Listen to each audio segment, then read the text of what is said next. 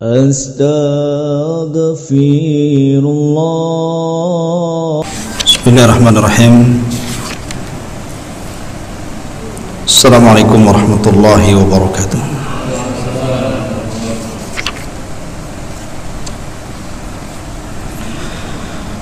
Alhamdulillah wassalatu wassalamu ala Rasulillah wa ala alihi wa sahbihi wa mawalah wa la hawla wa la quwata illa billahi wa ba'du. Baik, kita masuk pada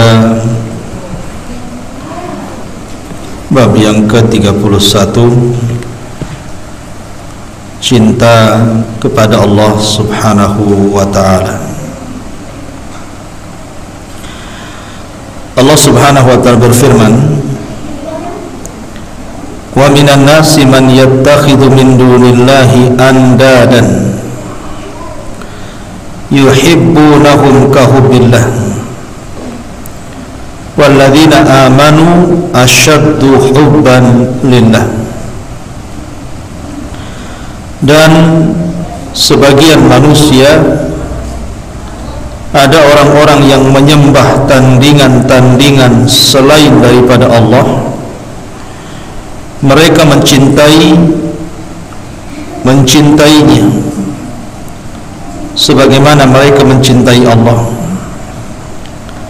Adapun orang-orang yang beriman, maka mereka sangat cinta kepada Allah Subhanahu wa ta'ala.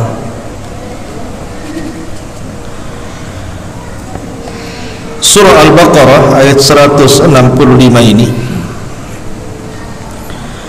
memiliki dua makna, dan dua-duanya merupakan kekufuran karena terkandung padanya kesyirikan. Yang pertama, sebagian manusia ada yang mencintai selain daripada Allah andadan, dijadikan tandingan. Artinya ada sebagian orang yang beriman itu satu sisi dia mencintai Allah, sisi lain dia mencintai selain daripada Allah Subhanahu wa ta'ala. Jadi satu waktu dia sangat mencintai Allah, di waktu yang sama dia juga cinta kepada selain Allah. Dan yang kedua, ada orang-orang yang sama sekali tidak mencintai Allah, dan mereka hanya mencintai selain daripada Allah, dan dua-duanya kekufuran. Karena tidak boleh seseorang itu melakukan kesyirikan dalam hal mahabbatullah, kecintaan kepada Allah Subhanahu wa ta'ala. Makanya kemudian Allah Subhanahu wa ta'ala berfirman, walladzina amanu asyaddu hubban lillah. Dan orang-orang yang beriman, mereka sangat cinta dengan Allah Subhanahu wa ta'ala. Di sini mu'allif rahimahullahu ta'ala memasukkan bab ini dalam bab tauhid, karena di antara rukun ibadah itu ada tiga. Salah satunya adalah al-mahabbah, menanamkan perasaan cinta kepada Allah Subhanahu wa ta'ala. Yang kedua, al-khawfu minallah, takut dengan Allah Subhanahu wa ta'ala. Dan yang ketiga, ar-raja minallahi azza wa jal, berharap kepada rahmat Allah Subhanahu wa ta'ala. Ini disebut rukun ibadah. Kalau seandainya kemudian seseorang mencintai selain daripada Allah, melebihi kecintaan dia kepada Allah, berarti dia telah melakukan kesyirikan dalam bab al-mahabbah, kecintaan. Ma'asyiral muslimin yang dimuliakan Allah Subhanahu wa ta'ala, Nabi sallallahu alaihi wasallam mengajarkan kepada kita bagaimana caranya kita mencintai Allah Subhanahu wa ta'ala. Di dalam sebuah ayat yang dikatakan oleh Hasan Al-Basri sebagai ayat ikhtibar namanya. Ayat ikhtibar itu ayat ujian.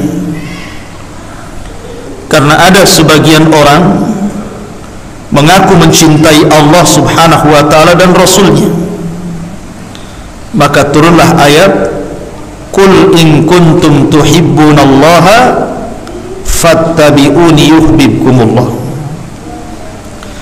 Katakan kepada kaum itu, kalau mereka merasa cinta kepada Allah Subhanahu wa ta'ala, maka ikuti aku, maka dengan itulah Allah akan mengampuni dosa-dosa kalian. Berarti ketika kita kemudian mengaku sangat cinta dengan Allah, maka harusnya bentuk cinta itu diwujudkan dengan mengikuti ajaran Rasulullah. Karena tidak mungkin Anda mewujudkan cinta kepada Allah kalau kita tidak mencintai Allah sebagaimana Rasulullah mencintai Allah. Bagaimana caranya? Karena hanya dengan itu. Makanya para ulama mengatakan bahwa ada orang-orang yang hanya mencintai Allah di lisan saja, dalam hatinya mereka tidak mencintai Allah. Seperti siapa? Orang-orang munafik. Orang-orang munafik itu hanya mencintai Allah di lisan saja, tapi dalam hatinya membenci Allah Subhanahu wa ta'ala. Dari sini tidak ada guna keimanannya. Padahal semakin cinta seseorang kepada Allah, semakin tinggi keimanan dia kepada Allah Azza wa Jalla. Bahkan dalam kondisi apapun, karena manusia itu kan tidak lepas dari ujian. Dalam ujian apapun, kalau seseorang tertanam kecintaan kepada Allah Subhanahu wa ta'ala dan tidak mencintai selain Allah, maka ujian berat apapun terasa ringan bagi dia. Ketika seseorang kemudian kehilangan harta, karena tidak cinta dengan harta, dia tenang saja, karena hatinya hanya cinta dengan Allah Azza wa Jalla. Itulah makna zuhud. Zuhud itu meletakkan kekayaan di tangan dan tidak meletakkan di hati. Hatinya hanya untuk Allah aja.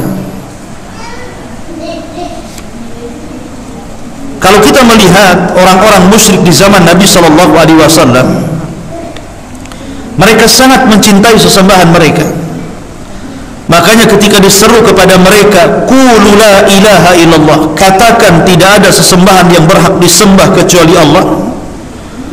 Karena cintanya mereka dengan Tuhan-Tuhan mereka, apa kata mereka? Aja'alal alihata ilahan wahid, inna hadha la syai'un ujab.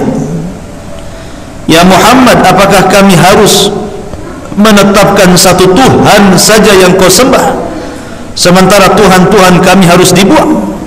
Ini ajaran apa ini? Ajaran gak jelas ini. Mereka menolak gitu ya, karena terlampau mencintai Tuhan-Tuhan mereka. Makanya ketika Nabi Shallallahu Alaihi Wasallam berusaha untuk mendakwahkan kebatilan para penyembah berhala di zamannya, mereka marah. Kemudian terjadilah peperangan. Kenapa mereka kemudian mau berperang dan melawan Nabi Shallallahu Alaihi Wasallam, baik dalam perang Badar, perang Uhud, perang Hunain dan perang-perang yang lainnya? Itu karena mereka terlampau mencintai berhala-berhala mereka. Dari situlah maka ada sebagian orang musyrik itu yang sangat cinta dengan berhala, seperti kecintaan orang yang beriman kepada Allah Subhanahu wa ta'ala. Tetapi ada yang mencampur aduk masalahnya. Satu sisi dia muslim, dia mengucapkan kalimat la ilaha illallah Muhammadur Rasulullah, tapi sisi lain dia masih datang ke dukun. Ada yang seperti ini? Ada. Dia bersyahadat tapi juga senang datang ke dukun. Dia bersyahadat tetapi suka juga dia dengan tangkal dan jimat. Bersyahadat dia cinta juga dengan dunia, bahkan melampaui kecintaan dia kepada Allah Subhanahu wa ta'ala. Kecintaan dia kepada dunia ini terkadang ada orang yang melampau. Ketika dia berbisnis, kemudian lancar bisnisnya, lupa dia sholat, ya kan? Hakikatnya dia telah menjadikan harta itu berhala selain daripada Allah. Kalau dulu di zaman Rasul, orang-orang musyrik itu menyembah Lata, Uzza, Manat, Khubal gitu ya. Tapi di zaman sekarang yang disembah itu bukan itu. Yang disembah itu ringgit, dolar, dan rupiah. Ganti itu berhalanya. Berhalanya masuk dompet. Berhalanya ada di ATM sekarang. Keyakinannya sama saja, ya. Karena buktinya, karena kecintaan mereka kepada dunia itu melebihi kecintaan mereka kepada Allah Azza wa Jalla. Yang tadinya sebelum dia disibukkan dengan dunia, dia masih sempat sholat, masih sempat ke masjid, masih sempat ke majelis ilmu gitu ya. Tapi ketika mulai Allah bukakan dunia, mulailah kemudian mereka sedikit demi sedikit meninggalkan ibadah-ibadah awalnya sunnah, berakhir wajib. Ya, memang begitu. Ini yang ditakutkan Nabi Shallallahu Alaihi Wasallam. Kata Rasul, ketika datang sahabat Nabi Shallallahu Alaihi Wasallam yang membawa harta yang banyak dari Khaybar, dari upeti, karena orang-orang Yahudi tidak mau masuk Islam, maka mereka harus bayar upeti, bayar jizyah, dan mereka tetap menghinakan diri di hadapan orang Islam. Jadi ketika sahabat datang bawa peti dari Khaybar, banyak sekali, dan ketika itu Rasul sedang sholat subuh. Kemudian dihabarkan kepada Rasul bahwa telah datang jizyah, upeti dari Khaybar, harta yang sangat melimpah ke Madinah. Nabi langsung khutbah dan berdiri dan mengatakan, aku tidak takut kepada kalian akan kefakiran. Kata Nabi SAW, aku tidak takut kepada kalian kalau kalian itu ditimpa kefakiran, katanya. Mal faqra ahsya alaikum, bukanlah kefakiran itu yang aku takutkan menimpa kalian, walakin ahsya an tubsatad dunya. Ini yang ditakutkan Rasul. Tapi yang saya takutkan kalau dunia dibentangkan kepada kalian, fatanafasuha kama tanafasal ladina min qablikum wa tuhlikakum kama ahlakathum. Kemudian kalian berlomba-lomba mengejar dunia, persis seperti orang dulu berlomba-lomba mengejar dunia. Akhirnya kalian akan dihancurkan sebagaimana orang dulu sudah dihancurkan. Karena dunia ini bisa menjadi berhala. Terkadang orang lebih mencintai dunia dibandingkan mencintai Allah Subhanahu wa ta'ala, ya. Bahkan ada orang yang takut kepada istri tapi tidak takut kepada Allah. Ada? Ya. Sama istrinya dia takut, tapi sama Allah dia nggak takut, ya. Ada orang yang lebih mencintai istrinya jauh dibandingkan mencintai Allah Subhanahu wa ta'ala. Ada orang yang lebih mencintai anak-anaknya dibandingkan kecintaannya dia kepada Allah. Ada orang yang lebih mencintai hartanya, rumahnya, mobilnya, ATM-nya dibandingkan kecintaan dia kepada Allah. Padahal Allah mengatakan, walladzina amanu asyaddu hubban lillah. Orang-orang yang beriman itu harusnya lebih mencintai Allah Subhanahu wa ta'ala. Lihat, Allah pertegas di sini dalam ayat selanjutnya dalam At-Taubah 24. Allah mengatakan, "Qul in kana aba'ukum wa abna'ukum wa ikhwanukum wa azwajukum wa ashiratukum wa amwalun iqtaraftumuha wa tijaratun takhshawna kasadaha wa masakinu tardawnaha ahabba ilaikum minallahi wa rasulih wa jihadin fi sabilihi fatarabbasu hatta ya'tiyallahu bi amri." Katakan ya Muhammad kepada mereka umatmu itu, jika bapak-bapak kalian, anak-anak kalian, saudara-saudara kalian, istri-istri kalian, keluarga kalian, harta kekayaan kalian yang kalian usahakan, perniagaan yang kalian khawatirkan akan kerugiannya, rumah-rumah, tempat-tempat tinggal kalian, itu semua lebih kalian cintai daripada mencintai Allah, daripada mencintai Rasulullah, daripada mencintai jihad. Maka tunggulah sampai Allah mendatangkan keputusannya kepada kalian. Di sini Allah Subhanahu wa taala menyebutkan umumnya manusia itu dicintakan dengan bapak-bapak mereka, orang tua, dicintakan dengan anak-anak, dicintakan dengan saudara, dicintakan dengan istri, dicintakan dengan keluarga, kan? Dan juga difitrahkan orang itu cinta dengan harta, cinta dengan usaha, cinta dengan tempat tinggal. Itu umumnya seperti itu. Tapi kalau seandainya perkara-perkara itu lebih dicintai dibandingkan Allah, Rasul dan jihad, maka tunggu kehancurannya. Karena dia telah melakukan syirik dalam bab kecintaan. Tidak boleh mencintai kecuali kepada Allah Subhanahu wa taala. Al-Imam Al-Bukhari dan juga Muslim meriwayatkan dari Anas bin Malik bahwa Rasul bersabda, "La yu'minu ahadukum hatta akuna ahabba ilaihi min walidihi wa walidihi wan nasi ajmain." Tidak beriman dengan sempurna seseorang di antara kalian sehingga aku, kata Rasulullah, lebih dicintai daripada anak kalian, orang tua kalian, bahkan manusia-manusia yang kalian cintai sekalipun. Umar bin Khattab datang kepada Nabi SAW ketika dia masuk Islam. Kemudian dia mengatakan, "Ya Rasulullah, sesungguhnya engkau lebih aku cintai dari semuanya, dari orang tuaku, dari istriku, dari anakku, dari hartaku, semuanya engkau lebih aku cintai kecuali dari diriku." Dia mengecualikan semuanya memang terkalahkan dengan kecintaanku kepadamu ya Rasulullah, kecuali kecintaan diriku kepadaku. Kata Nabi SAW, "Tidak wahai Umar, berarti engkau belum mencintai aku." Ya. Lalu apa yang harus saya katakan wahai Rasul? Cintai aku melebihi dirimu.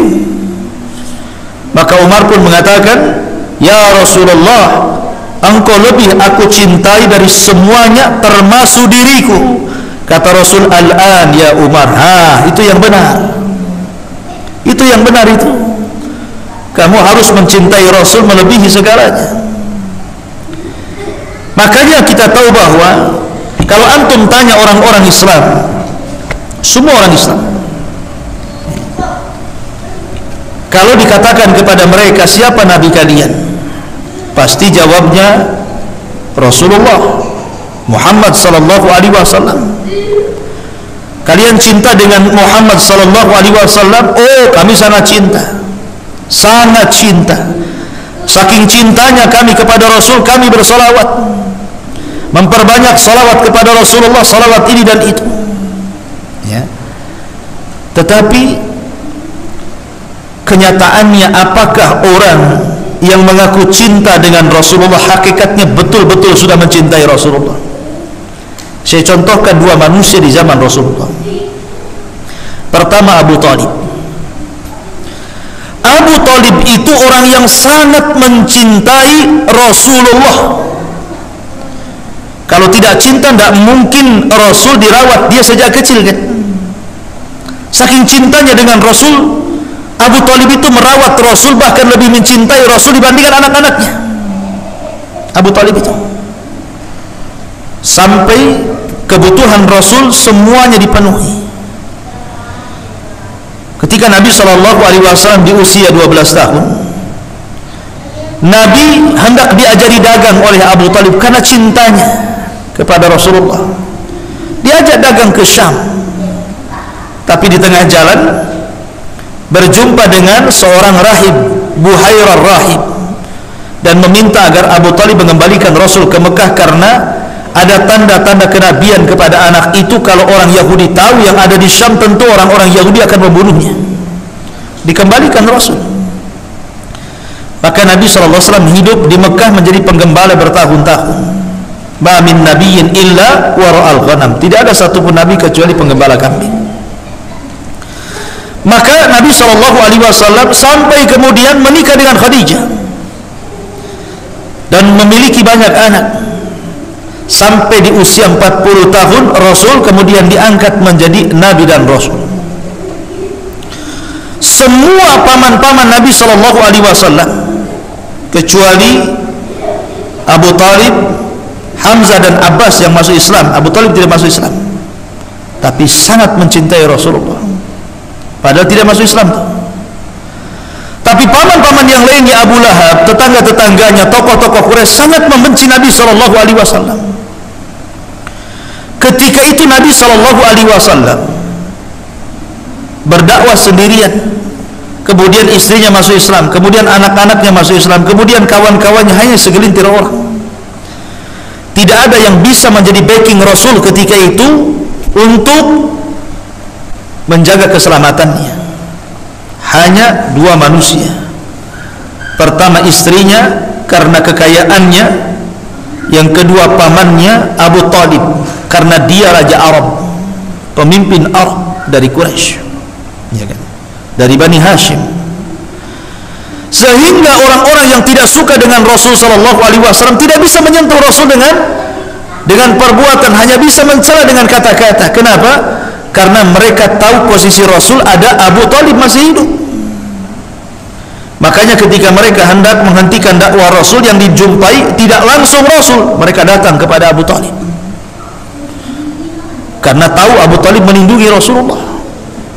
Mereka meminta kepada Abu Talib, ya Abu Talib, inna ibna akhi qad saffaha dinana wa farraqa jama'atana.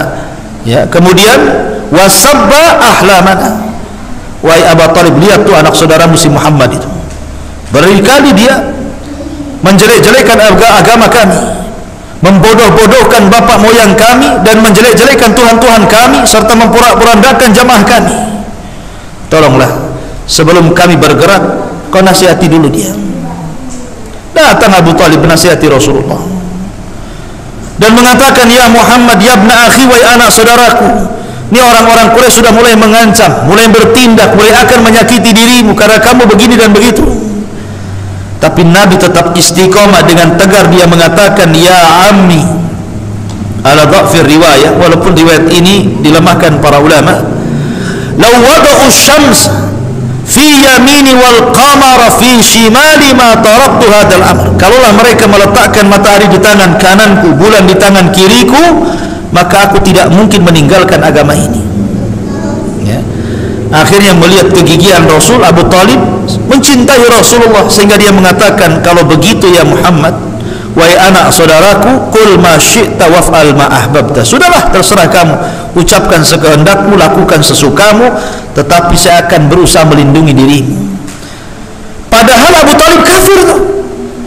Tapi karena kecintaan Abu Talib kepada Rasulullah, dia tetap saja melindungi Nabi SAW dan membiarkan Ali bin Abi Talib, putranya, masuk ke dalam agama Rasulullah.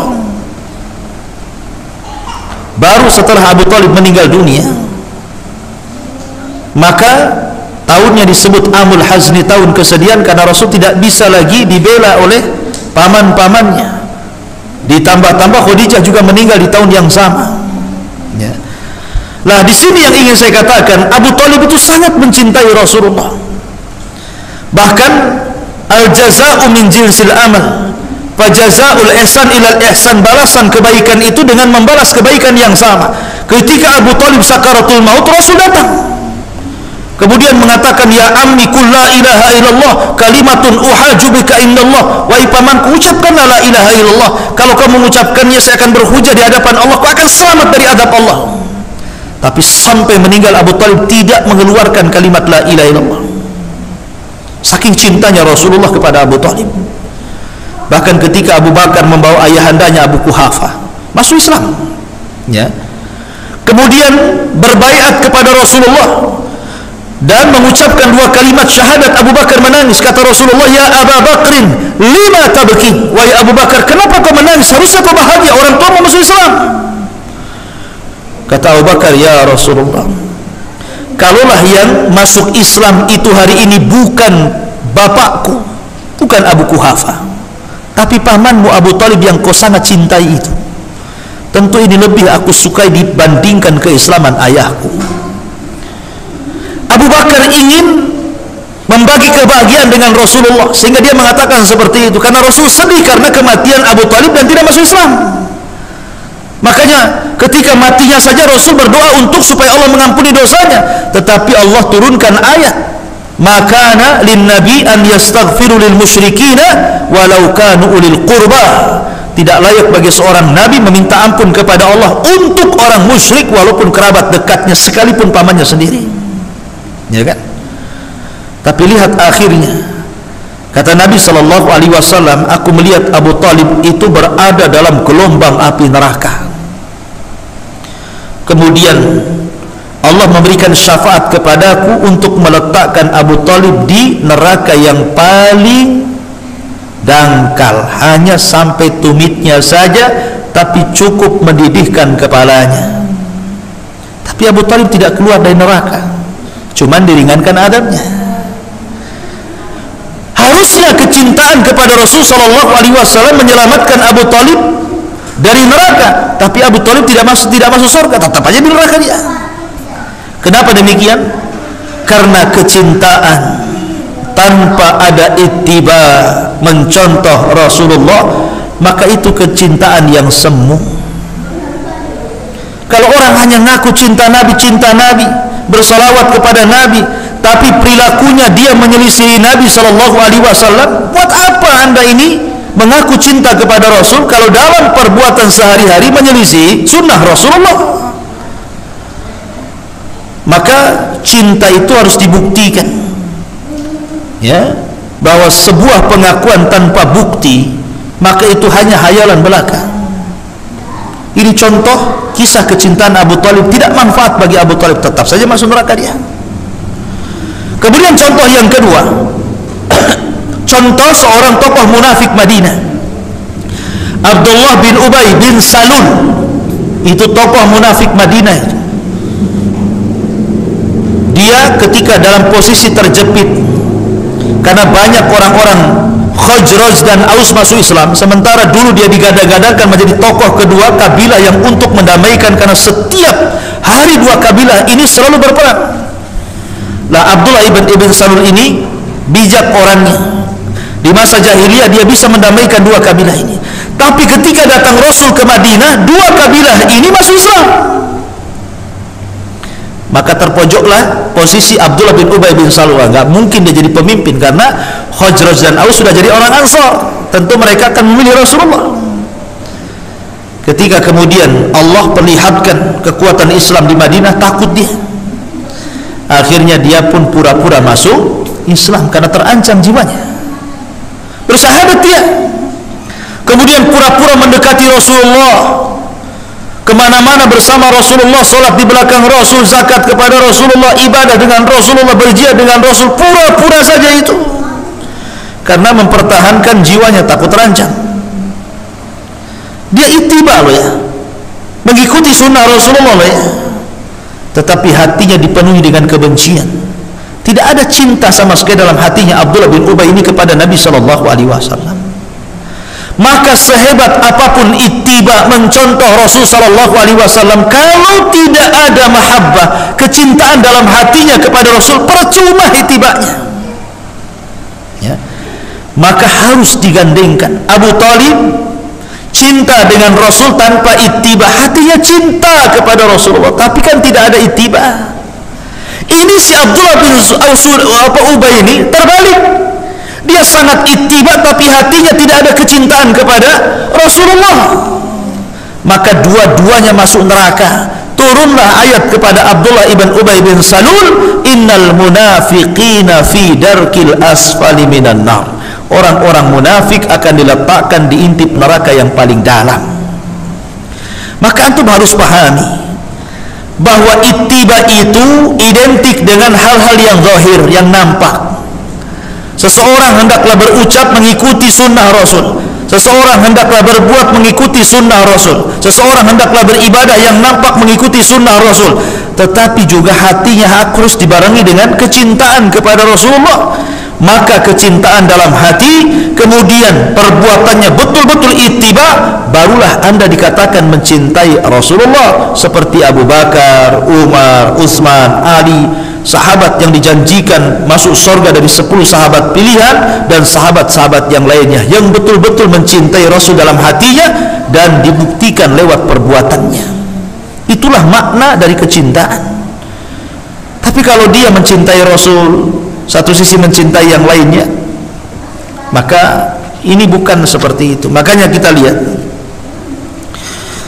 orang-orang yang mencintai Allah dan Rasulnya dengan orang-orang yang tidak mencintai Allah dan Rasulnya. Kenapa di sini ada bab? Ada sebagian orang itu mencintai selain Allah lebih mencintai Allah, kan? Contoh, saya contohkan ya. Dalam sebuah tatanan negara, ada negara itu yang berhukum bukan dengan hukum Allah. Ada negara itu yang tidak berhukum dengan hukum Allah. Bahkan yang membuat hukum itu ya negara itu sendiri. Ya, orang-orang yang membuat undang-undang itu ya orang-orang yang kemudian berada di posisi-posisi tertentu yang dipilih oleh negara, kan begitu. Terkadang hukum yang dibentuk itu tidak sebagaimana hukum Allah. Bahkan ada hukum yang menyelisih hukum Allah.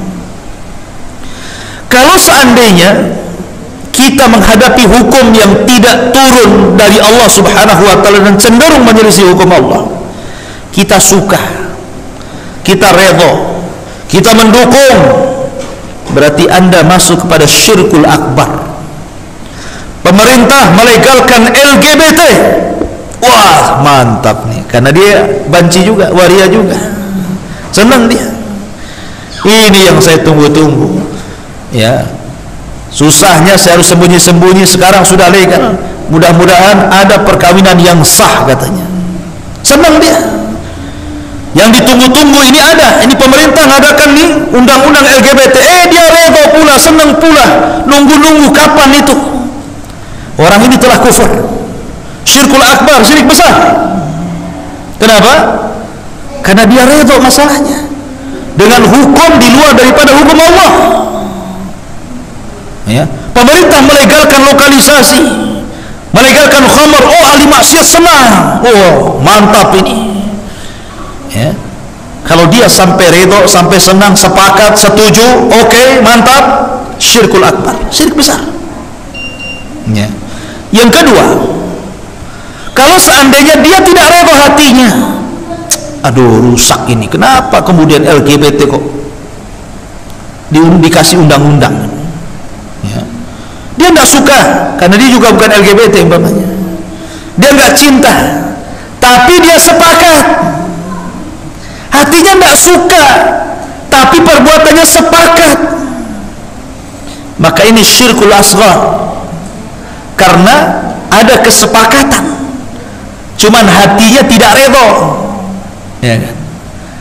Kemudian yang ketiga, dia tidak redha, tidak cinta, dan tidak sepakat. Cuman bagaimana kita hidup di negeri seperti ini?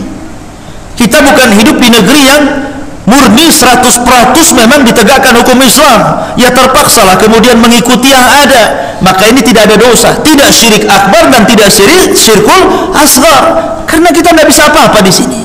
Tapi dalam hatinya kita mengingkari itu tidak benar dan kita tidak sepakat. Tapi karena kita hidup di sebuah negara yang ada undang-undang, ada aturannya, bahkan kemudian kalau kita membangkang kemudian ada pasal-pasal yang mengikat kita, akhirnya kita dianggap kriminal, radikal dan yang lainnya, ya akhirnya kemudian mau dikata ya sudah mengikut saja. Maka orang yang seperti ini yang umumnya di negara-negara yang ma'ruf gitu ya, negara-negara Islam, maka tidak berdosa. Yang berdosa itu satu tadi syirik akbar, kalau dia redha, dia cinta, dia sepakat. Kalau syirik asghar tidak. Syirik asghar itu hanya cinta, redha, tapi tidak cinta dan tidak redha, tapi sepakat. Ya kan? Nah, ada manusia-manusia itu yang mencintai selain Allah, lebih mencintai Allah. Ya, dalam bab ini Dan ini bisa dikiaskan dalam bab-bab yang banyak, ya, dalam bab yang banyak, ya. Wallahu alam. Ini yang bisa saya sampaikan karena bab ini terlalu panjang. Insyaallah 2 kali pertemuan. Baik ikhwan, tidak ada tanya jawab karena saya juga ada sedikit keperluan. Mudah-mudahan ada manfaatnya. Subhanakallahumma bihamdika asyhadu an la ilaha illa anta astaghfiruka wa atubu ilaik. Allahu ta'ala alam. Assalamualaikum warahmatullahi wabarakatuh.